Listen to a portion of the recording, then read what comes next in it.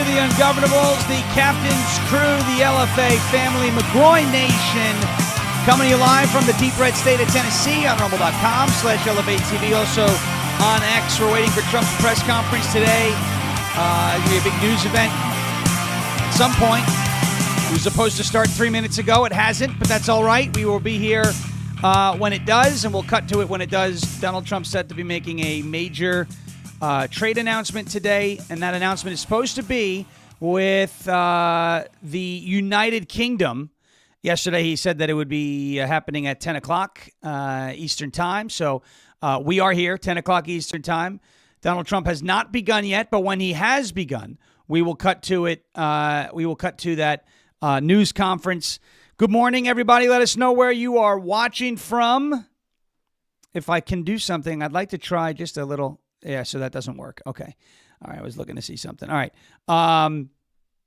Good morning, everybody. Let us know where you're watching from. I was looking to see if there was a setting that I could use here to have a better eye on the press conference way. We don't cut to it late, but we'll do it. All right. Donald Trump set to make an announcement.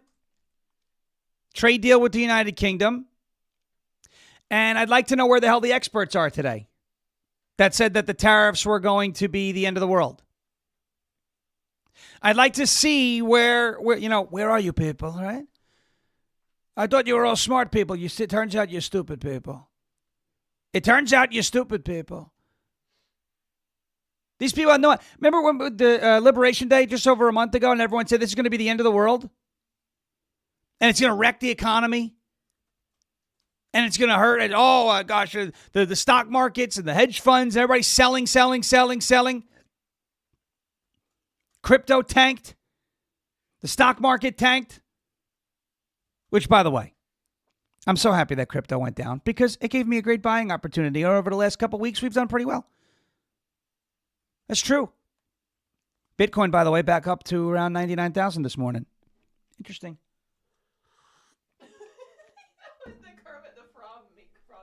Yeah. Yep. Where he sips the tea. Yeah. Interesting. It's funny. It's funny if you just listen to sane people who are telling you not to panic, what happens? We could have used that back in COVID. As we wait for the press conference today, we got some other stuff that has been prepared as well. Donald Trump is supposed to be hosting or holding a news conference in the Oval Office today, announcing the major trade announcement. The trade announcement is going to be with the United Kingdom, but so far nothing has happened. We do have somebody from England here. England. Rabbit Ghost over on X is from England. Good news with Wanda from Boca Raton. Sue from St. Louis. Kay Sims from South Carolina. M. McCarr from Spokane. Kathleen from Jersey. Eric from Western North Carolina. Hope everything's okay out there. Your senator is not somebody I'm very happy with, Mr. Tillis. Let's see. Kay Sims from South Carolina. And let's see, Chris Eppolito from South Carolina, Jake Carlin from Philadelphia, and Eric Bryant, who is up there in Western North Carolina, said the experts are pivoting to the college protesters now, which we are going to talk about that as well. I see a bunch of people here in on the Rumble chat. I'm going to put that up on the screen. Look at that, East Tennessee, Joanne from Houston. Sean, do you have XRP? I used to, but then the founder donated to Kamala Harris, so I sold all mine. Upper Michigan, Florida. Let's see. But I do believe in XRP. I believe it's a good product. I just didn't want to, hold it after that guy did that. California in the house. We have any R50? Is our 51 fire boss here? I thought I saw him before. He's one of our Plum's also a 51. Look at that. Say hi to Buddha. What up, Buddha? From North Carolina. Buddha. Look at that. Orange Park, Florida is in the house. New Jersey's the recliner in New Jersey is in the house. Wow. And Sauce is in that recliner, so we know that recliner's seen better days. But that's all right.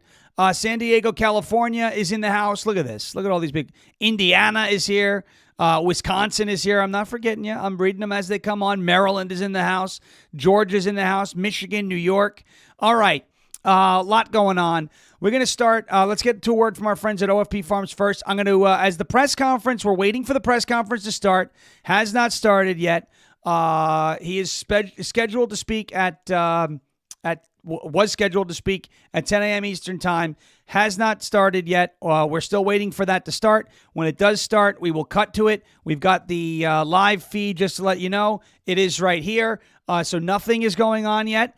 We do have the live feed ready to go when he starts, if he starts.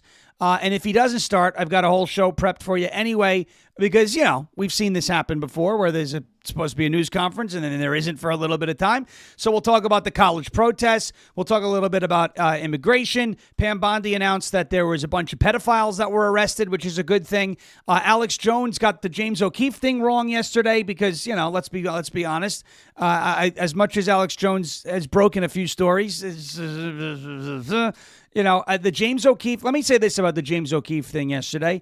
The James O'Keefe thing, this is something that I want to draw a very clear distinction about, right? It's hard to word this. Let's do a word from OFP Farms first, and then we'll talk about the James O'Keefe thing, because I see people calling it a nothing burger, and I disagree that it's a nothing burger. Now, is it something that he built up, said he was going to have to go into hiding and isn't suicidal about? I don't know. I have no idea what else he's getting ready to drop. But I don't think the James O'Keefe thing was a nothing burger, and I'll explain why in just a minute. I want to get to a word from our friends at OFP Farms. 3 days until Mother's Day. 3 days to take advantage of this Mother's Day sale, the Mother's Day gift set, their beautiful gift box. Take a look, OFP Farms, OFPFarms.com.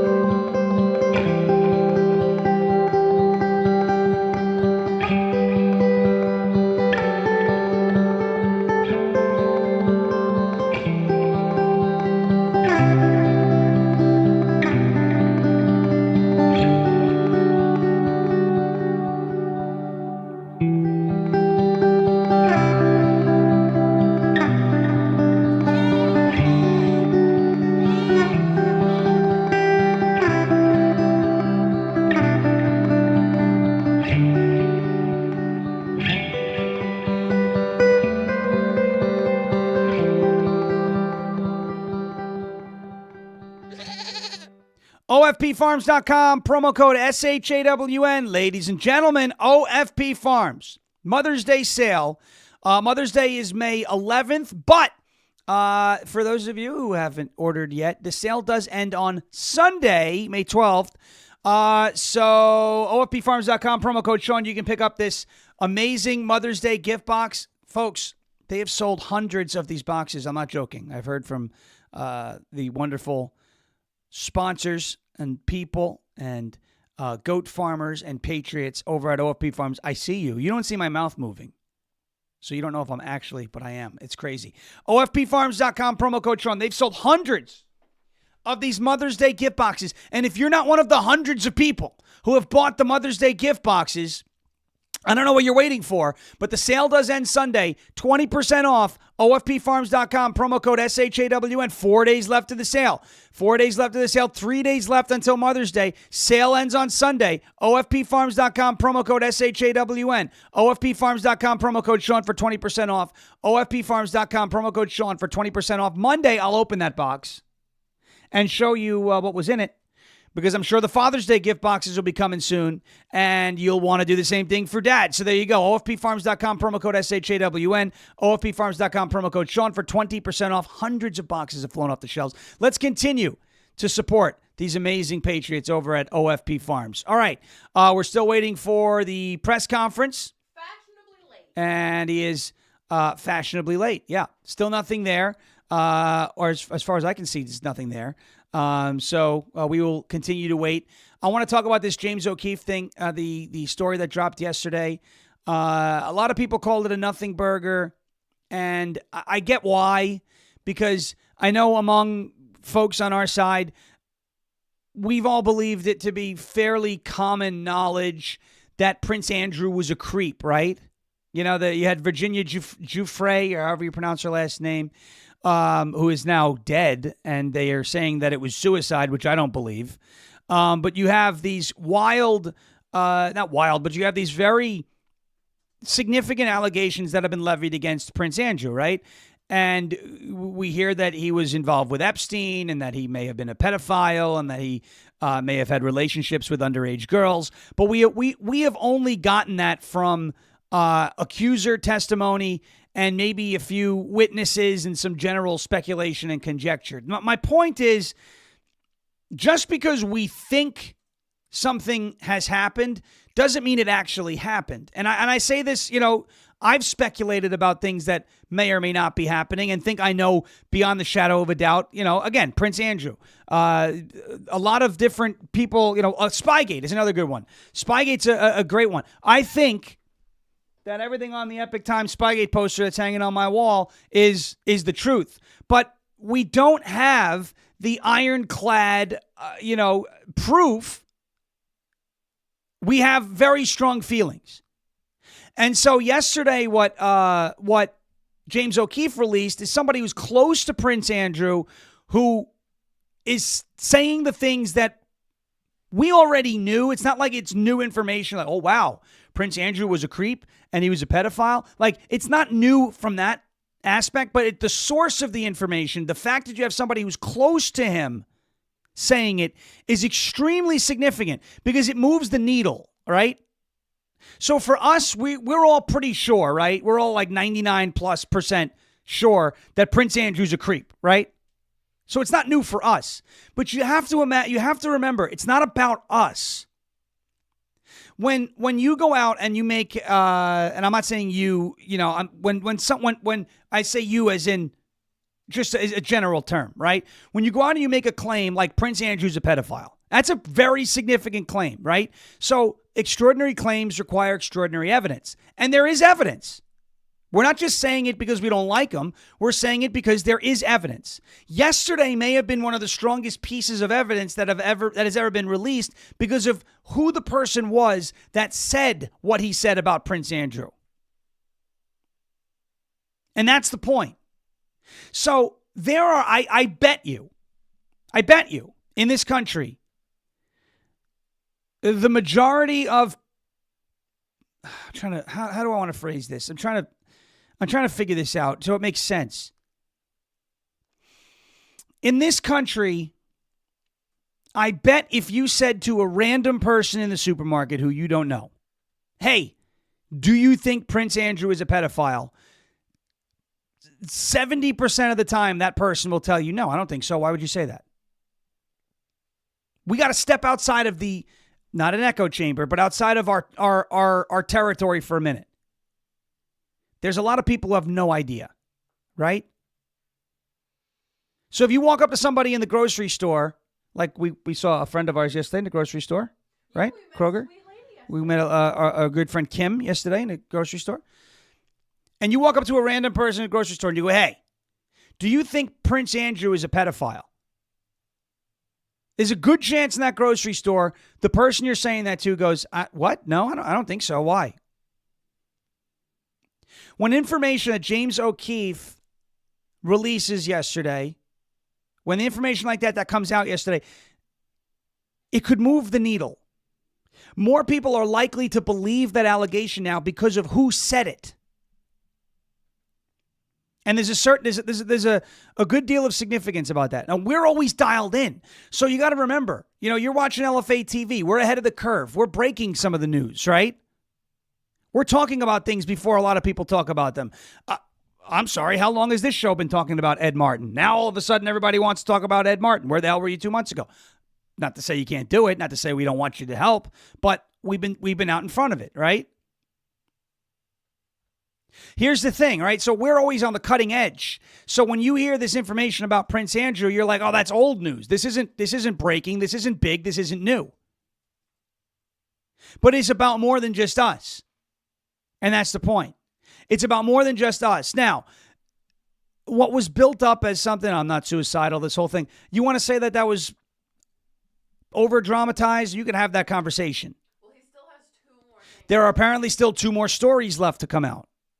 Okay, one of them has to do with Pfizer, and another one has to do with what is being speculated, Epstein and Pam Bondi, etc. And again, that's speculation. We don't know. But let me ask you this. So if the Pfizer story comes out tomorrow, right, and somebody high up at Pfizer admits that their vaccine was killing people, would you say that's significant? We already know that the vaccine can kill people, right? We already know the vaccine gives you adverse side effects. But when the party who we're accusing, or somebody close to the party who we're accusing, comes out and says, yeah, that is what's happening, that's significant, right? I'm not saying that's what's going to come out about Pfizer. I'm saying if an official at Pfizer says, yeah, our vaccine is incredibly dangerous and is causing myocarditis and is causing organ failure and this, that, and it's causing autism or all these, whatever these are, anything that comes out of it, you know, we may look at that and go, yeah, that's old news. We knew that already. Well, we thought we knew it, right? But now we know it beyond the shadow of a doubt because Pfizer would be admitting it. And that's all I'm trying to say. Right? So it is old news to us, and we're looking at that going, oh, well, you know, this isn't anything new. But it's not just about us. It's about some of the folks in the middle who see this video of somebody very close to Prince Andrew admitting that he was sleeping with underage girls. That is significant, and it helps move the needle. It helps us look less crazy, right? Because I guarantee you, if I walk into the supermarket tomorrow and I go to somebody and I say, Prince Andrew's a pedo, they may think I'm nuts. They may think I'm nuts because that's a bold claim to make. But because of the information that came out yesterday with somebody close to Prince Andrew, these folks who otherwise would think we're crazy would go, oh, okay, well, you have evidence of somebody close to him admitting the same thing? All right, you're not so crazy. And that's the point. That's why what James O'Keefe is doing is significant. That's why I don't want us to think it's a nothing burger. Trust me, we don't want to discourage this guy from doing the work that he's doing. Is the Prince Andrew thing an earth-shattering announcement? I don't think it's earth-shattering. Because that information has been out for a number of years. But what it does is it helps move the needle. It helps people who otherwise wouldn't have believed it if we said it, believe it now because somebody closer to Prince Andrew than us said it. And I hope that makes sense, right? The person who said it carries a lot more weight than me or you because I don't have a relationship with Prince Andrew. I know what you know, what the rest of the public knows. That person who said it yesterday has a closer relationship to Prince Andrew, would know better than us because he's been around it. And that's the point, right? That's the point. All right. So while I don't think it's this, you know, earth-shattering, groundbreaking, bombshell, which is an overused term anyway, story, I do think it's significant in that it moves the needle. And so just, I ask that you think of it from that perspective, right? Because I saw it yesterday and I went, all right, he's got Prince Andrew, someone saying Prince Andrew's a pedophile. It's not news to me. It's not news to you. We already had a pretty good feeling that was the truth. Because we look into that stuff. We talk about that stuff. But it's not about me and it's not about you. It's about others. Remember Bongino? Boy, do we miss him. But he's doing a good job at the FBI. When he said, you know, when you're in these debates between yourself and a leftist, you know you're not necessarily trying to change the mind of the leftist. I never try and change. Well, I mean, I'll put facts out there, but I know they're vaccinated against facts. It's about the third party that's watching. So whereas, a few years ago, we were out there saying Prince Andrew's a pedophile. And the leftists, are coming out there going, well, you don't have evidence of that. But the third party that's watching that conversation, now when we get back into that discussion, we can go, oh, yeah, well, here's this. Here's somebody who is close to Prince Andrew admitting that he slept with underage girls. The leftists may go, well, he may not be telling the truth. But the third party watching it goes, oh, my gosh, that's one of Prince Andrew's closest, advisors or whatever.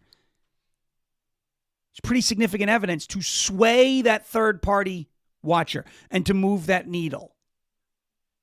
That's why it's important. It's a piece of ammo for us to take into that fight. That's all I'm saying. All right, has the press conference started yet? Let's see. Have we started yet? Oh, No, it doesn't look like anything's going on. All right, we are at 10:22. Where the hell is Donald Trump? We don't know. But that is okay. We will be here when he comes on, and if we're not here when he comes on, Jeremy will be able to cover it as well. All right, let's move into this. I want to talk about this one. This is always a good one. This is, you guys see what happened at Columbia University yesterday? There were one of these pro-Palestine protests happened again yesterday. They took over a library that they weren't supposed to take over. And so what the police did is they said, oh, okay, wow, they're all in the same place? Cool. Let's lock them in there. Let's lock them in there, and then when they come out, they'll give us identification, and we'll go through who these people are, and we'll make sure that if they're, the State Department wanted IDs because they want to revoke student visas, which I'm 100% in favor of.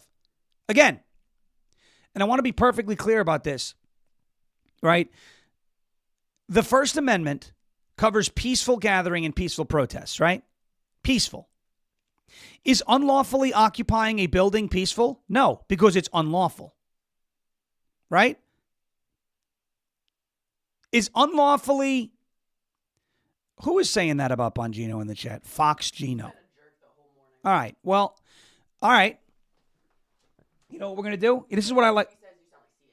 This is what I like to do. This is what I like to do. If you would like to, because you know what? I like this approach better. I like to put the ball in their court. To BJ Hilling 007. BJ Hilling. I'm not going to make the joke yet. I am going to give you 2 minutes uninterrupted. You can call in and you can tell me all the reasons why I'm wrong about Bongino, about the Epstein stuff. You could tell me all that. You've got 2 minutes. You can go on for 2 minutes. I'll give you the call number. It's 631-527-4545. Nobody else call except BJ Hilling. You know the rules because we're going to be doing our big call segment tomorrow. You can call in. I'll give you 2 minutes on the clock, uninterrupted. 631-527-4545. And I will let you make your case and we will have a conversation about what you think can be done better and what you would do better at the FBI. I find it funny that he called Bongino Fox Gino when Dan Bongino has not appeared on Fox News probably since Donald Trump was shot on July 13th. But you can call. You can call.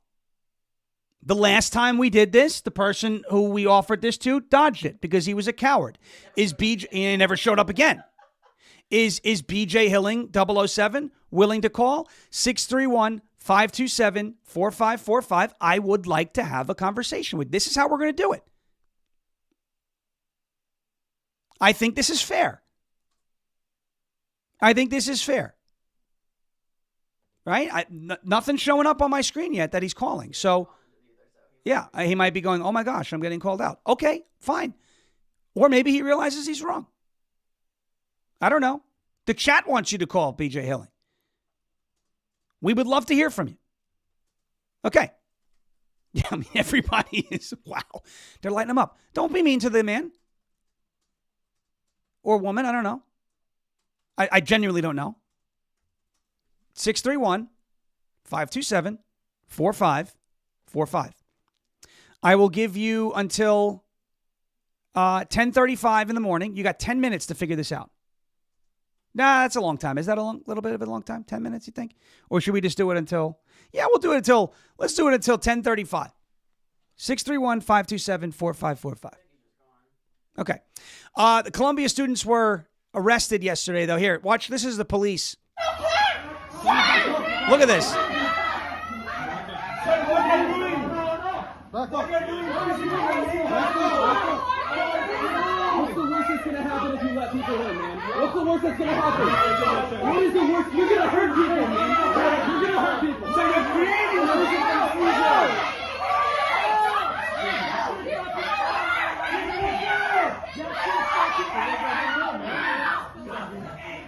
So you're getting people physically harmed.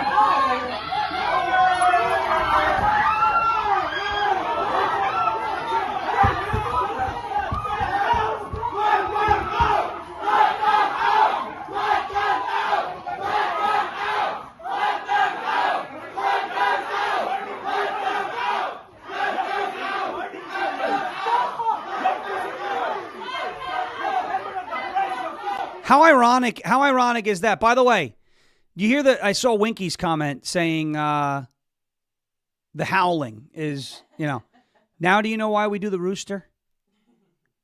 Did that not sound like nobody's above the law, right?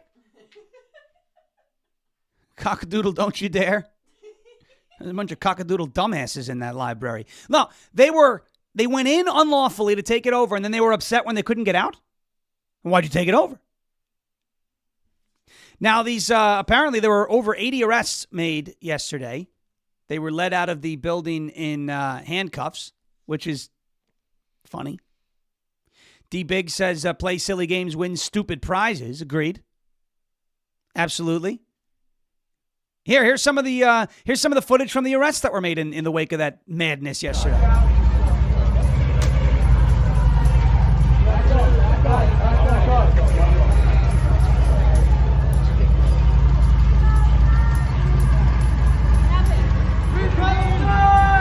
Block the car, please. Block the car, please.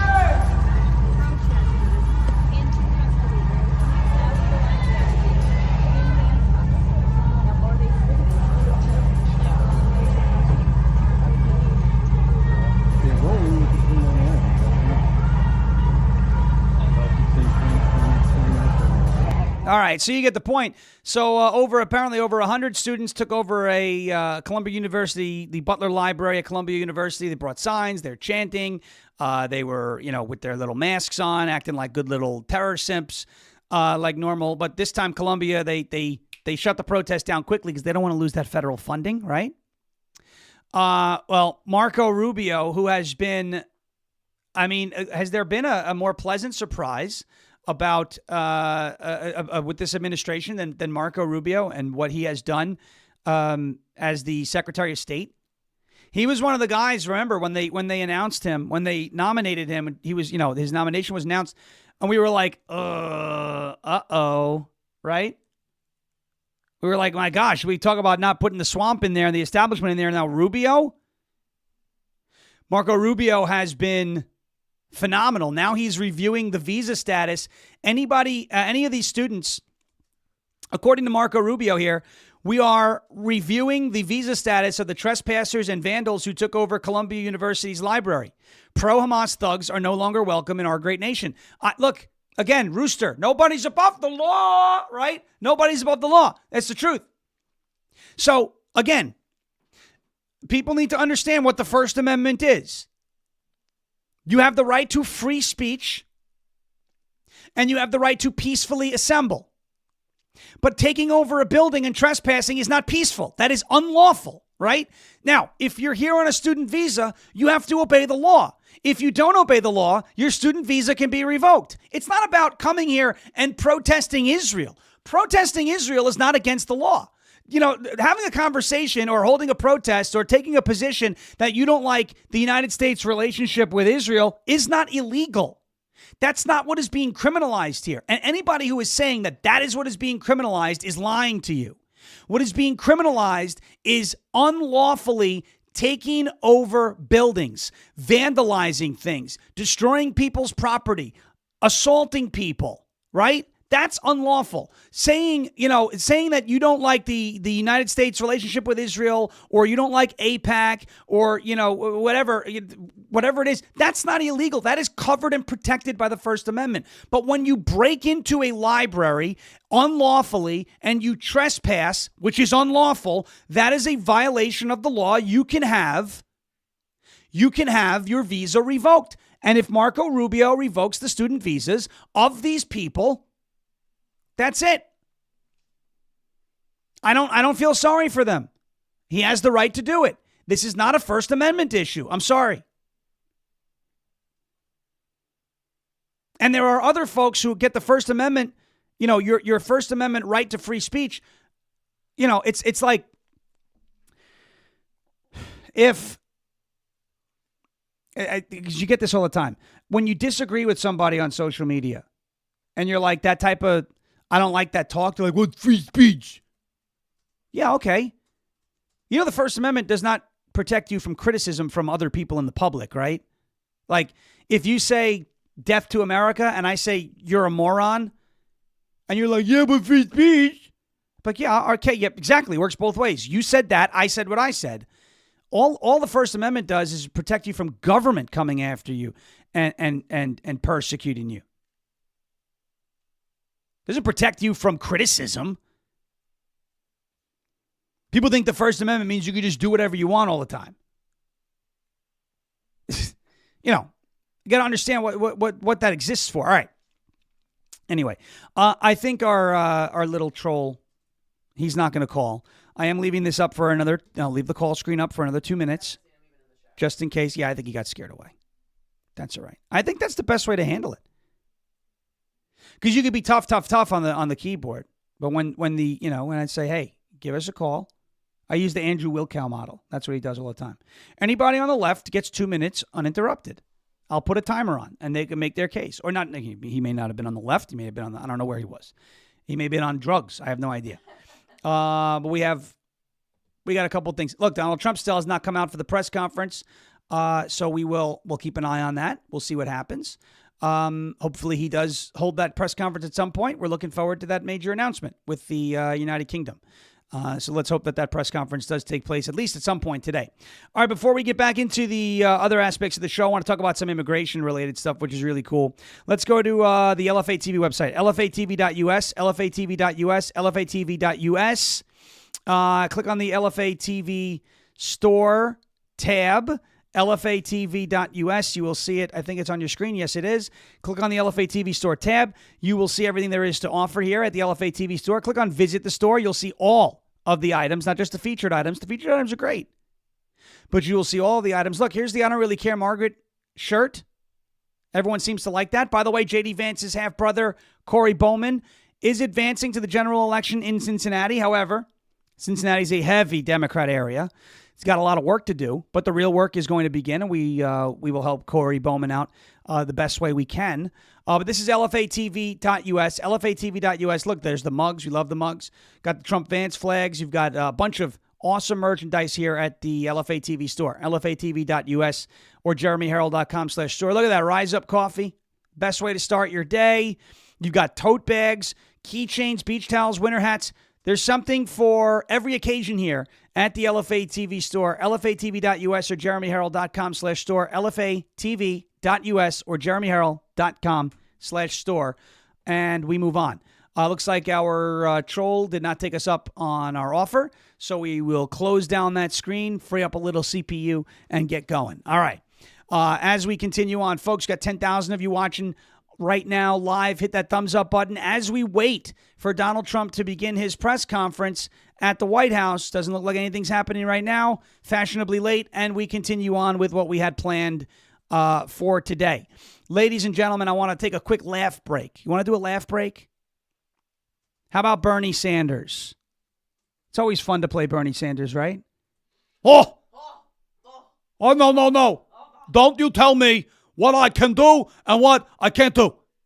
You cannot make me wait in line for United Airlines when I'm going to rallies to speak to 30,000 people. Remember a couple weeks ago? Kemley, there it is. He made the joke for me. Remember a couple weeks ago when we talked about AOC and Bernie Sanders? Fight the oligarchy. No. We are a nation being run by the wealthy people. I guess that doesn't include Bernie Sanders, who's a senator and is incredibly wealthy with 3 houses. Remember he was flying around the country with AOC on a private jet that cost $15,000 an hour? I used to argue for $15 an hour minimum wage. Now I fly in a private jet that is $15,000 an hour. Climate change was supposed to be an existential threat. The carbon footprint. The cows are farting too much and the earth is getting too warm. Do you know that he spent $221, the congressional salary? It's $174,000. I'm not sure if it's the same for senators. I'm not sure. $221,000 in private jet expenses to fight the oligarchy. Look at that. And Brett Baer asked him about this yesterday. This is a guy, by the way, this is Bernie Sanders. I fight for the middle class right to have health care. Okay? Doesn't sound like someone who thinks too highly of the middle class. Doesn't sound like somebody who is fighting for the middle class. Here's Bernie Sanders or Brett Baer yesterday talking about why he had to take a private. I can't fly commercial. Oh, watch. Alyssa Slotkin, senator from Michigan, she said you shouldn't be using oligarch. It's over people's head. You've gotten criticized from other people. Free Beacon says Bernie Sanders spent $221,000 on private jets fighting the oligarchy tour, paid for by friends of Bernie Sanders. That you've spent millions of dollars in campaign funds on private jet travel over the years. How do you push back on both of those things? When's the last time you saw Donald Trump during a campaign mode at National Airport? No. It doesn't. But he's also not fighting the oligarchy. No. You run a campaign and you do 3 or 4 or 5 rallies in a week. The only way you can get around to talk to 30,000 people. Think I'm going to be sitting on a waiting line at United waiting, 30,000 people are waiting? That's the only way you can get around. No apologies for that. That's what campaign travel is about. We've done it in the past. We're going to do it in the future. And you think that this is hitting a mark? You think it's scratching the itch that voters want to hear from? I think at a time when the people on top are doing phenomenally well, when seniors, working class people are struggling, people want to hear action to stand up to the people who have the wealth and the power and create an economy that works for all of us, not just the people on top. Well, Senator Sanders, I appreciate you coming on, talking about the issues, and we'll have you back. Thank you very much, Brett. Thank you. I cannot believe him. We have to make sure the people who are on top, they're doing very well. Wait a minute. You are on top, Bernie. You got 3 effing houses. You just spent over almost $250,000 flying around the country in a private jet. Well, we're fighting for the middle class people and health care. What are you talking about? You are the freaking oligarchy. You never had a real job before getting into the Senate. You get in, you enrich yourself. I got 1 house in Vermont. I got another house in D.C. and I have another house in South Carolina for the winter when it gets hot or warm or cold in Vermont. And then I have all the money to fly around on a private jet. Donald Trump flies around. It's his freaking plane. It says his name on it. Does your plane say Bernie? No. You are going to a company and you're paying that company money to fly around the country. Oh, you think I'm going to wait on a line for United? What are you talking about? Wait, so are you saying that anybody who flies well, maybe he is. Saying that anybody who flies commercial can't get to where they're going on time? Well, he has a point. But you're really fighting the oligarchy? I have the biggest balls I've ever seen. Look at my moose nuts on television, Brett Baer. Look at this. Because he's like, we have to fight the people on top. You are the people on top. I saw Jeremy's comments that I have to debate myself, Bernie Sanders versus Trump. I have a lot more hair than you do, Bernie. I have a lot more. I lost my hair because of the oligarchy. I just can't believe how insane this guy is. Socialism. Oh, Jeremy says no, me. Jeremy's going to be. Do Bernie? Jeremy does Bernie? I guess so. All right, let's do it. We can make a great piece of content. I have no problem with that. Because it's hard for me to go back and forth. Yeah. Because while I'm in the mind of Bernie, I have to be a socialist. I will be Bernie, you will be Trump. All right, perfect. Record it. Of course. Of course. We will do that and make great content for social media. All right. Yes, I'll be Trump, though. Because let's be honest. Got to stay in the lane, right? Got to stay in the lane. So there's the oligarchy, Bernie Sanders. It's just the guy. Socialism is never for the people, right? This is another one that Will Cow says all the time. He's 100% right about it. Eli doesn't mean Pelosi. Is that right, too? Nancy Pelosi. No, Eli does a good Sean Connery. Yeah. Your best. Losers always whine about their best. Winners go home to prom queen. Love that movie. We could just have, we do the whole thing. We could do a whole thing. Sean Connery could show up. It'd be like Celebrity Jeopardy all over again. I'll take things I never said for $3,000. This is a term that Donald Trump called neo-Nazi. Find people. It's rigged. It's absolutely rigged. We got to do it.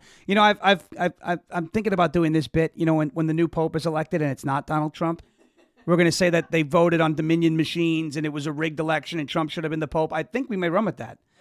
Especially because there are people who get really, really annoyed when I talk about the Pope, and I do like triggering them. So, that's always fun too.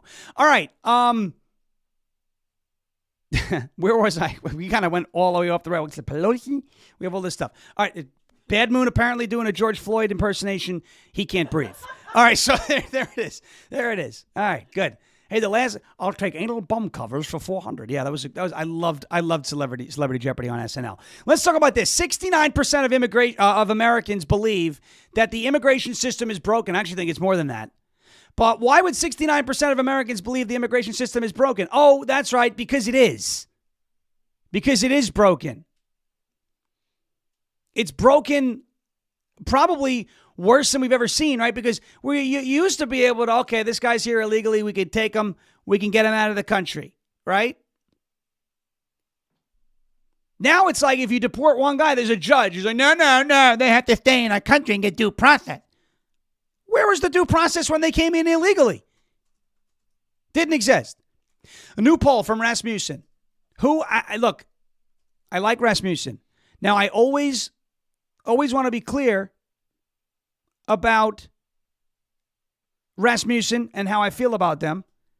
Overall, and especially in the 2024 cycle, they were very accurate. They were one of the most accurate pollsters when it comes to polling the national popular vote, Rasmussen. Now, on that, they tend to skew a little bit to the right. A little bit. They don't skew to the right as heavy as Trafalgar, okay? So it's important to know every poll is going to have a bias. Every poll is going to have a bias. Maybe Rasmussen skews to the right because they are right of the fake polls. They have been pretty accurate, okay? But this is a Rasmussen poll. Context. It's important, okay? It's important. New poll found that the majority of American voters agree the immigration system in the United States is broken. The Rasmussen poll asked voters if they agree with the statement, quote, "Today our immigration system is broken and everybody knows it. Families who enter our country the right way and play by the rules watch others flout the rules," which was said by President Barack Obama in 2014. Overall, 69% of likely voters agreed with the statement, including 45% who strongly agreed and 24% of voters disagreed. The poll was conducted between April 28th and 30th. 1,085 likely voters has a margin of error of 3%. So it's way, way outside the margin of error. The reason why people agree with that is because it's true. This system isn't working. And Billy in the chat, Billy CLE. That's what I always think it says, but it says billical. Okay. Billy in the chat says that it's not broken, it's been hijacked. And he's right, by these activists, judges, the radical left, etc. It has been hijacked. But it is also broken. It is also broken. And you guys see this story that came across? ABC News actually ran this first. Tennessee Star was one of the only other outlets that picked this up and actually ran with it. Speaking of immigration, remember Maryland man? Okay, Kilmar Abrego Garcia, man. I have a MS-13 tattoo on my knuckle. All right. The DOJ, apparently, this is an earth-shattering, in my opinion, when it comes to this story. It's not going to impact a lot, but I think it's significant. This Kilmar Abrego Garcia, and I don't want to let this one go. I actually really, really enjoy learning about this entire story. Because remember, it was somebody in the administration said, I think we mistakenly deported this guy, and the Democrats were like, Maryland man has been deported to El Salvador. Oh, my, above the law, right? Maryland man, he came in illegally, deported to El Salvador. Big problem. The Trump administration was like, nah, the guy was MS-13. He was a bad hombre. And then the Tummy Stick twins, the Krasensteins online, were like, no, there's no evidence with him at 13. And we're like, okay, here's one court said it, another court said it, the police said it, the ex-husband of the wife said it. The gang said it. The Knuckles said it. Right? I mean, everything is telling you this guy's MS-13. El Salvador said it. So they jumped in. They joined up. They circled the wagons around this MS-13 guy. And it turns out that this was the wrong guy to circle the wagons around, right? To rally behind. This is a crazy story, guys. So you remember that that traffic stop we played for you last week? Tennessee Highway Patrol. They stopped Kilmar Abrego Garcia in Putnam County in Tennessee. There were 8 people in his vehicle in a Chevy Suburban. 8 other people. None of them spoke English. There was no luggage. It was clear. The Tennessee Highway Patrol, the trooper, said that he's hauling this guy for money. The vehicle was owned by a convicted human smuggler. Convicted human smuggler. This is not somebody who is accused of human smuggling. This is somebody who has been found guilty of human smuggling. Okay? We played that traffic stop for you last week, and then they called the FBI. The FBI let him go. The Biden-era FBI. Okay, after confirming what the Star had already released, an ABC News report revealed that Jose Ramon Hernandez Reyes, that is the owner of the vehicle that Kilmar Abrego Garcia was driving through Tennessee with 8 people in it, who the U.S. Department of Homeland Security confirmed was the owner of the vehicle that Kilmar Abrego Garcia was driving, recently spoke to the Department of Justice.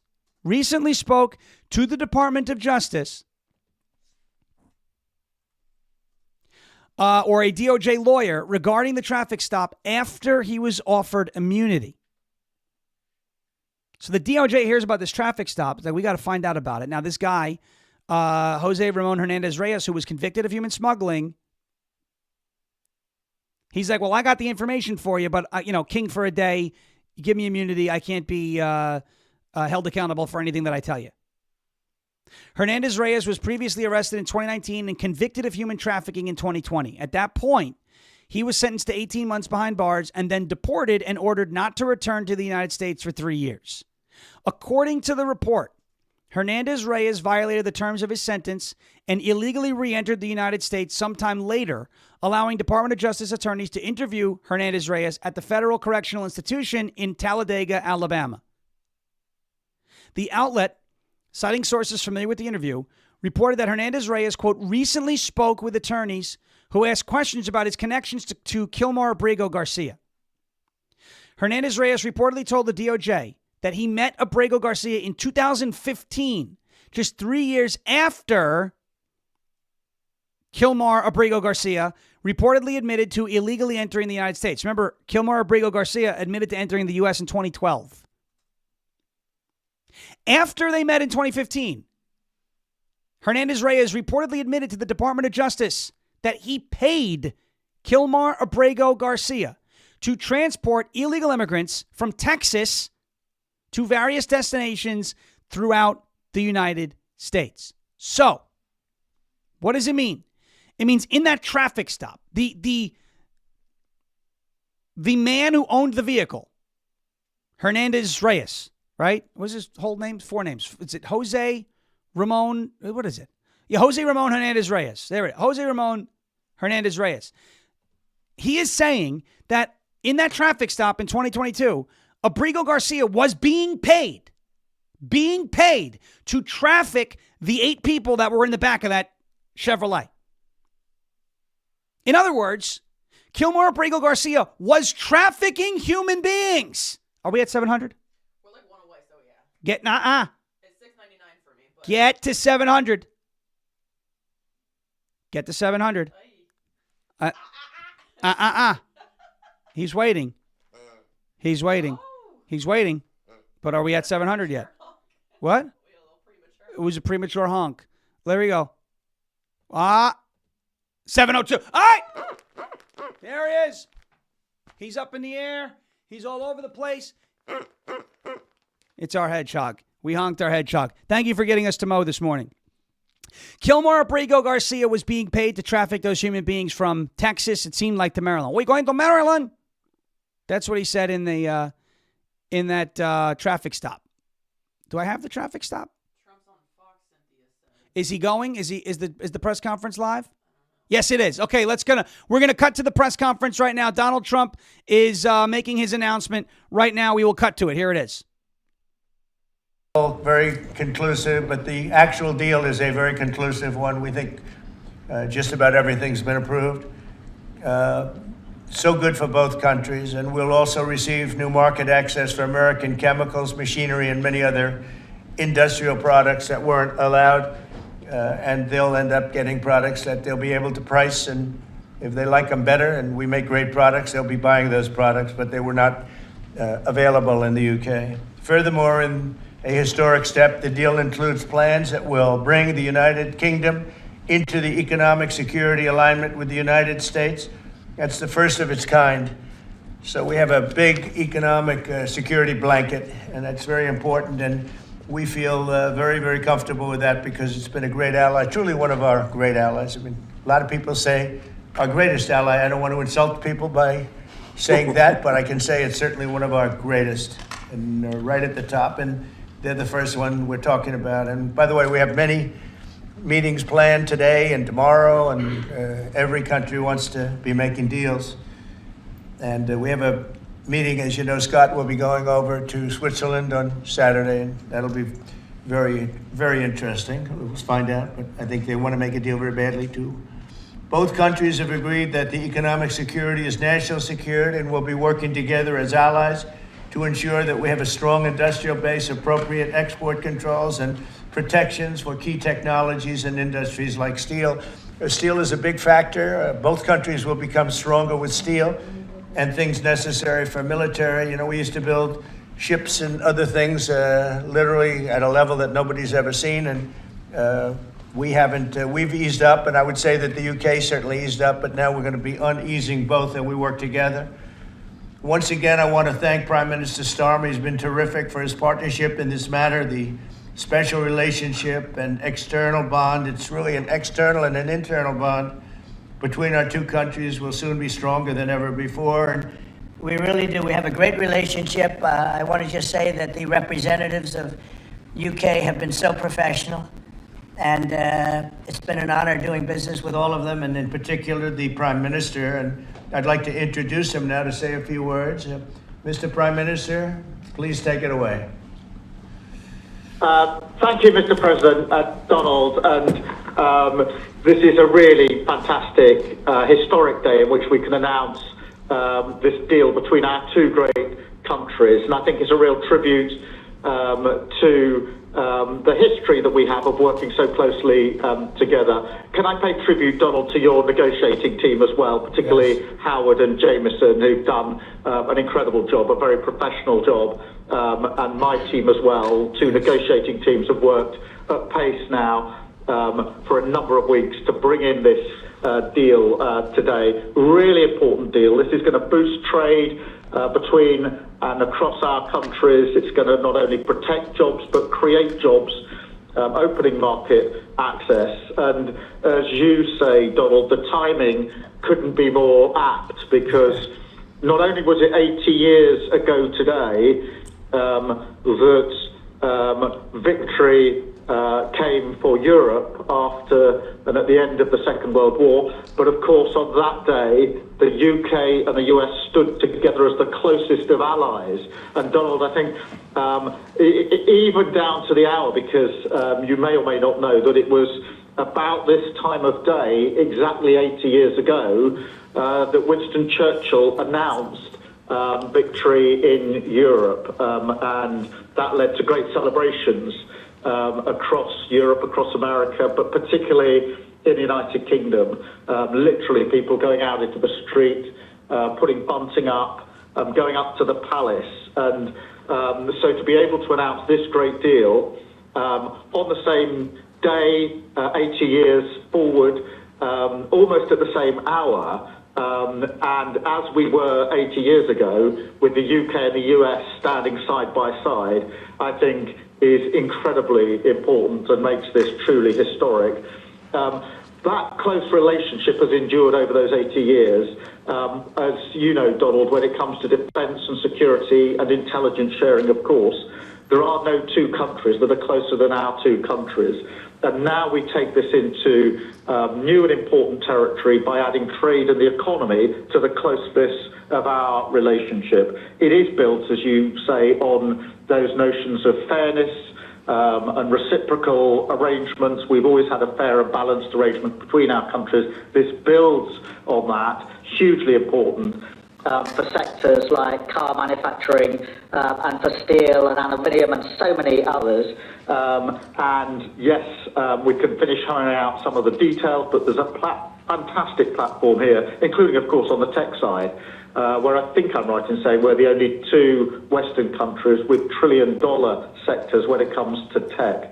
And in the end, it comes down to, as you say, Donald, economic security is national security. On national security, we've been absolutely the closest of allies for so many years, keeping the peace through that close alliance, that friendship. And we add to that this deal on trade and the economy. And I want to thank you for your leadership on that, Donald, and for the way in which your team have negotiated this. And I'm so pleased that we've got this deal, we've finalised it, and we've built an incredible platform for the future. So thank you so much. Donald, I'm now going to go and do a press conference. I think you have your press in with you. But on the details, I think if you've got Howard, we can deal with that through one of my team.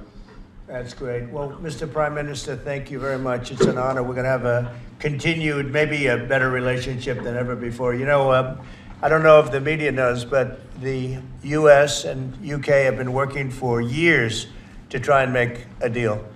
And it never quite got there. Yeah. It did with this Prime Minister. So I want to just congratulate you. Well, with this President, this Prime Minister, we've managed to achieve what many people have tried to achieve for many years. That's right. And I'm really pleased, and it feels... All right, folks, that is Donald Trump and Keir Starmer of the United Kingdom announcing a trade agreement, the first of many trade agreements to come in the wake of the tariffs. Jeremy Harrell will be coming up next on Live from America, right here on LFA TV for the next 2 hours. I'm sure he will be covering some of the Trump press conference as well as other news of the day, so you don't want to miss that. Stick around right here. Make sure you hit that thumbs up button for the show, for the master stream that we have running right here. And again, I thank you and everybody here who has stopped by to watch the show today. We're here every day, Monday through Friday, from 10 a.m. to 11 a.m. Eastern Time. Jeremy Harrell again coming up next with Live from America. Thank you so much for watching and listening. As President Trump says, we will never give up. We will never give in. We will never ever surrender. And if all else fails, we will just become ungovernable. We'll see you tomorrow morning, 10 a.m. Eastern Time. We'll take your call.